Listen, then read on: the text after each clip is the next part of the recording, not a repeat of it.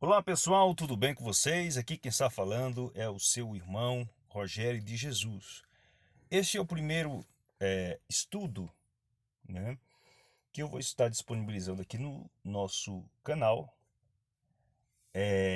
Desde já gostaria de pedir aos amigos que vão estar acompanhando esse estudo, melhor dizendo, a intenção não é ofender, não é destratar você ou sua fé. O objetivo é tão somente analisarmos a origem da doutrina. Apesar de que a doutrina seja tão difundida em nosso meio, mas existe uma origem deste dogma que foi institucionalizado pela Igreja Romana. Acredite, o, o termo, a visão, o dogma tem uma estrutura católica romana. E claro que você pode utilizar versos isolados da Escritura para poder dar sustentação a este dogma. Mas nós vamos ver aqui, de fato, quando se iniciou a história por trás do dogma, o que aconteceu ao longo da história, beleza? Então vamos lá, pessoal. A origem da Trindade. O que não nos contaram sobre isso? Vamos lá? Conhecendo a história.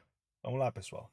Muitas doutrinas foram introduzidas gradativamente pelo paganismo no seio do cristianismo durante os primeiros séculos da era da Igreja, sendo que a mais importante delas é a doutrina da Trindade. Na revista Parousia, ano 4, número 2, página 5, editada especialmente para defender a doutrina da Trindade, há um importante comentário, abre aspas, os cristãos do segundo ao quarto século foram forçados gradualmente na direção da formulação explícita da doutrina da Trindade, fecha aspas. Como os cristãos primitivos do primeiro século desconheciam a doutrina da Trindade, esta tinha que ser imposta gradualmente pela Igreja Romana, já a partir do segundo século. Vamos aqui para o próximo. Um destacado evangelista, em seu livro O Terceiro Milênio e as Profecias do Apocalipse, escreveu o seguinte a respeito daquele período, quando a apostasia começou a penetrar no cristianismo. Abre aspas.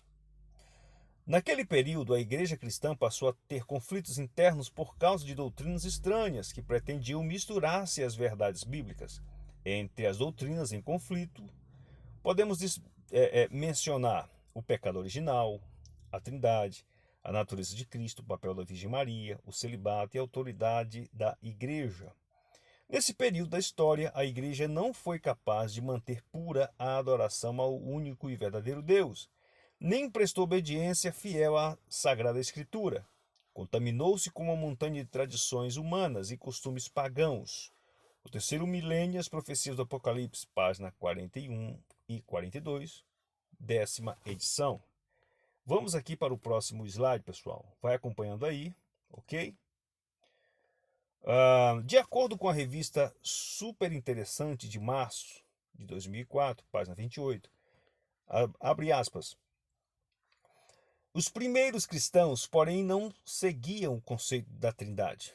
Foi somente a partir do século IV ou quarto que a realidade trinitária de Deus passou a ser discutida na Igreja Católica. O islamismo e o judaísmo chegaram a acusar o cristianismo de ter pervertido o monoteísmo por causa da Trindade.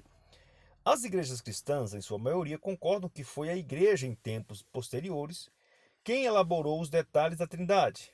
Revista Parousia, ano 4, número 2, página 10.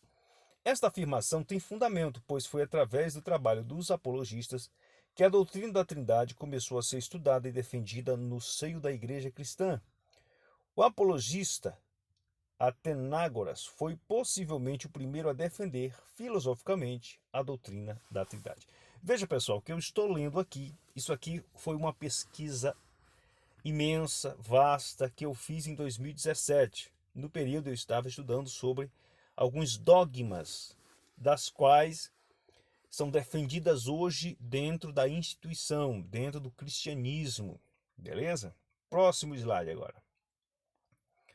O mais famoso dos primeiros apologistas foi Justino, o Marte, pagão, nascido por volta de 100 em Flávia, Neápolis. Aprendeu filosofia grega, especialmente a doutrina de Platão, convertendo-se ao cristianismo ainda jovem. A doutrina da Trindade não é uma doutrina bíblica.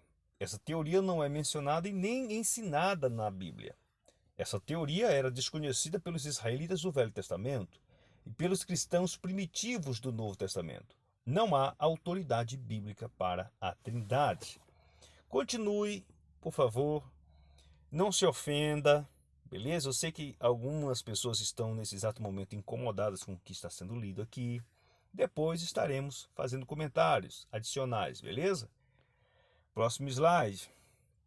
A verdade é que os teólogos buscam nas entrelinhas das Escrituras algum gancho para defender tal doutrina, utilizando-se inclusive de meios ardilosos, tais como a prática de torcer os textos sagrados da Bíblia. A doutrina da Trindade é de origem pagã. A Trindade, assim como outras doutrinas tais como domingo como dia de repouso e muitas outras, foram gradativamente incorporadas pelos filósofos e teólogos da Igreja durante os primeiros séculos da era do cristianismo. Eles eram pagãos, não completamente convertidos, e tornaram-se membros da Igreja cristã. Como esses homens assumiram lugares de liderança, como professores e teólogos, a teologia da igreja gradualmente paganizou-se. Os ensinamentos da Bíblia foram reinterpretados e ajustados para se adaptarem aos ensinamentos da filosofia pagã. A origem da palavra Trindade. O primeiro uso da palavra Trindade em sua forma grega, trinas, foi de autoria de Teófilo, bispo de Antioquia da Síria, no 8º ano do reinado de Marco Aurélio, em 168 depois de Cristo, AD, Anno Domini. Tertuliano, 160 a 220, Anno Domini, foi o primeiro a usar a palavra latina Trinitas. Educado em Roma e presbítero em Cartago, Tertuliano lançou as bases da teologia latina, a qual mais tarde foi apoiada por Cipriano e Agostinho. Tertuliano expressou sua teologia nos termos da filosofia de Platão.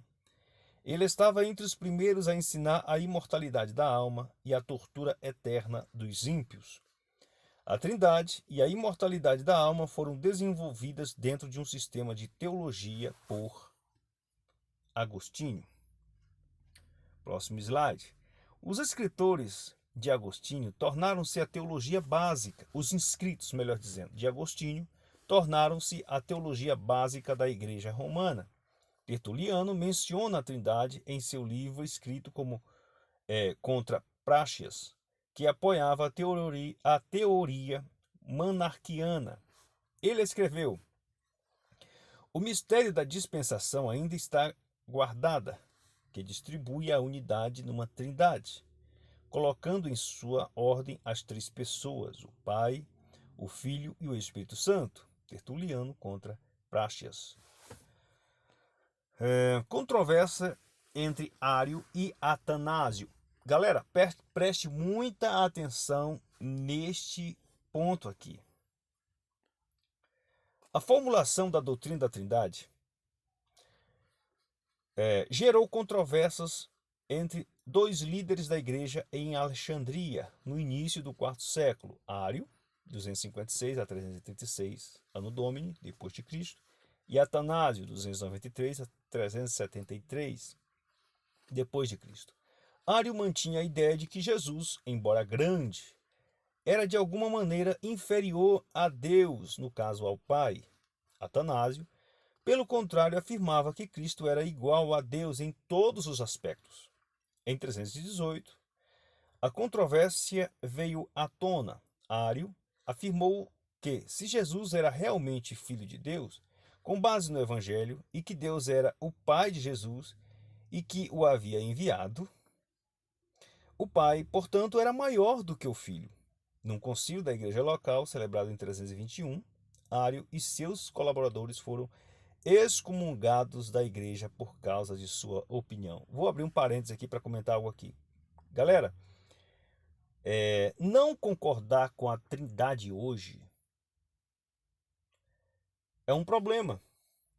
A diferença é que no passado, aqueles que eram excomungados, em alguns momentos também eram torturados, eram mortos, eram queimados vivos, enfim. Hoje nós temos ainda uma certa liberdade, né? E uma vantagem que os que vieram antes de nós não tinham. Ário foi excomungado da igreja por causa da opinião dele acerca dessa doutrina. Você consegue entender, pessoal? Dando continuidade aqui. A falsa teoria da Trindade levou algum tempo para alcançar uma posição dominante na igreja. Nesse meio tempo, o imperador Constantino tornara-se o maior partidário do cristianismo. O imperador considerava a igreja como uma grande força unificadora e estava ansioso para que o cristianismo se tornasse a religião universal do Império Romano. Ele queria evitar todas as lutas internas da igreja, arrazoando que deveria haver uma igreja unida e, consequentemente, o império unificado. Olha só, pessoal, qual a intenção dele de tornar a igreja oficial do império? Vai vendo. Para buscar restaurar a unidade, Constantino convocou uma assembleia de prelados da igreja celebrada na cidade de Niceia em 325. Bispos e o clero de todas as igrejas foram convidados para assistirem ao concílio com todas as despesas pagas pelo imperador. O concílio de Nicéia, entretanto, não era verdadeiramente representativo, pois entre os 318 bispos presentes, além de oficiais eclesiásticos menores, destes, nem sequer 10 bispos da região oeste se fizeram presentes. Assim, o concílio de Nicéia foi um concílio de igrejas maciçamente representado apenas pela região oriental do império. Isso é história, galera. Pesquise, procure aprofundar-se na história. Você vai ver o que existe por trás desta doutrina hoje tão defendida. Eusébio, conhecido como o pai da história da igreja, no início do concílio ofereceu um credo com uma linguagem idêntica das escrituras sagradas, em vez dos termos filosóficos usados por Atanásio. Os seguidores de Atanásio, percebendo que ao darem um voto para Eusébio, estariam dando um voto a Ário, decidiram rejeitar o credo. O imperador Constantino, embora ignorante com relação aos fatos teológicos em discussão, mas ansioso por alcançar unidade, apoiou Atanásio. Aqueles que não assinaram, incluindo Ário, Eusébio e Teógenes de Nicéia, foram banidos e seus livros queimados publicamente. O debate sobre o tema prosseguiu até que em 381, o imperador Teodósio convocou um concílio em Constantinopla. Veja, pessoal, 325 foi o primeiro concílio, 381 um outro concílio. Desta vez já não era mais o imperador Constantino, mas o imperador Teodósio. Foi assistido por cerca de 150 bispos do Oriente.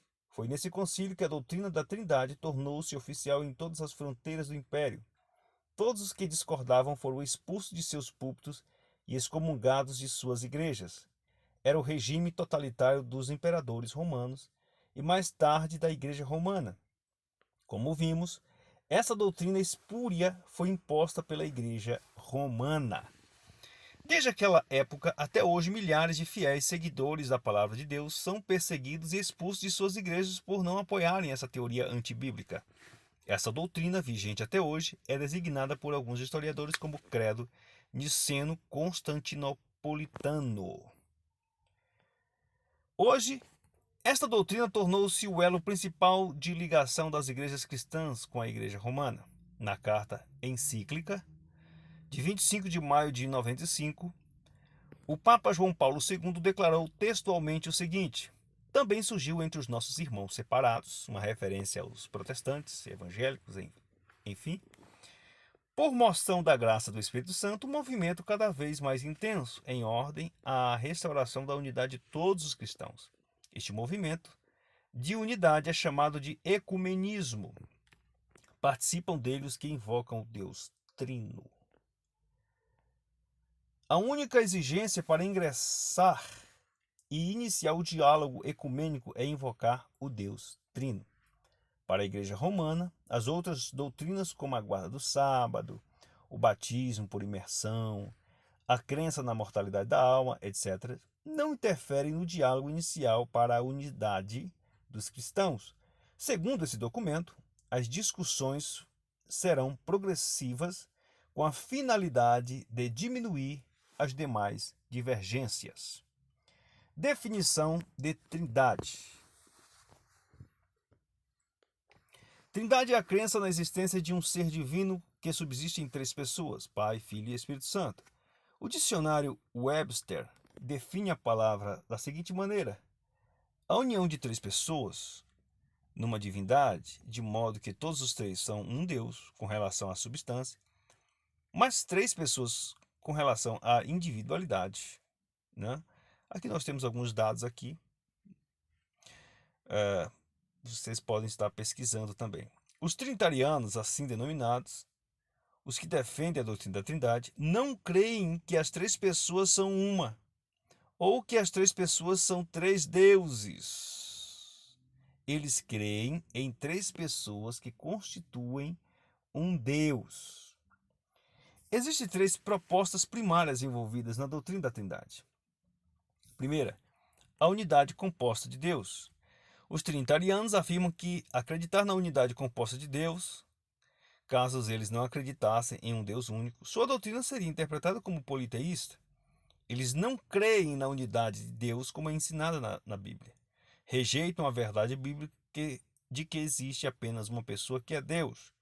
Os trinitarianos creem que existem uma única substância, uma inteligência e um propósito, olha só, na divindade, mas que três pessoas eternamente coexistem naquela essência única e exercitam aquela única inteligência e único propósito.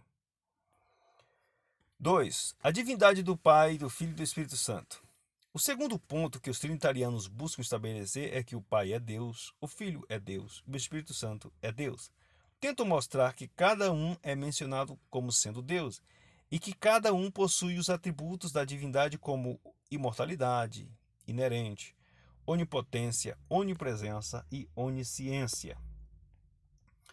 A personalidade do Pai, do Filho e do Espírito Santo. Os trinitarianos procuram provar que o Pai é uma pessoa, que o Filho é uma pessoa e que o Espírito Santo também o é.